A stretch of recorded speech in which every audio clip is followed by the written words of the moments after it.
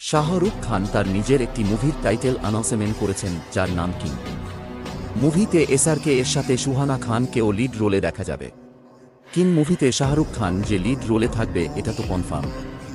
এইবার জানা গেছে যে কিং মুভিতে শাহরুখ খানকে একজন গ্রে শেডের ডন চরিত্রে দেখা যাবে, যেটা খুব ফ্যানদের জন্য এক্সাইটেড হবার কারণ।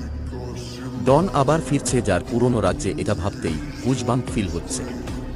ডন হচ্ছে শাহরুখ খানের আইকনিক ক্যারেক্টার, যেই ক্যারেক্টার একমাত্র শাহরুখ বাদে কাউকে পারফেক্ট মানাবে না।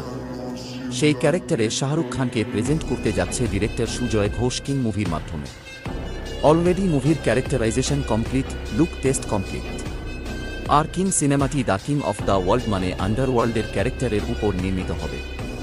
একবার ভাবুন, লম্বা চুলে, আইকনিক পোজ এবং ভিলেন লুকে শাহরুখ খান ডন ক্যারেক্টারে ডায়লগ ডেলিভারি দিচ্ছে, আর ফ্যানদের মধ্যে তোলপাড়, সেই এক্সাইটমেন্ট।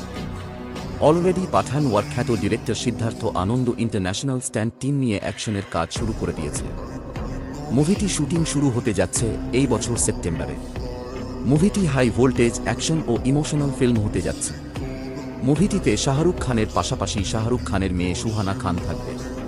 তো বন্ধুরা, আপনারা আমার মতন এক্সাইটমেন্ট হলে কমেন্টে জানাবেন। কিন্তু আশা করা যাচ্ছে 2025-এর ডিসেম্বরে এটি মুক্তি পাবে।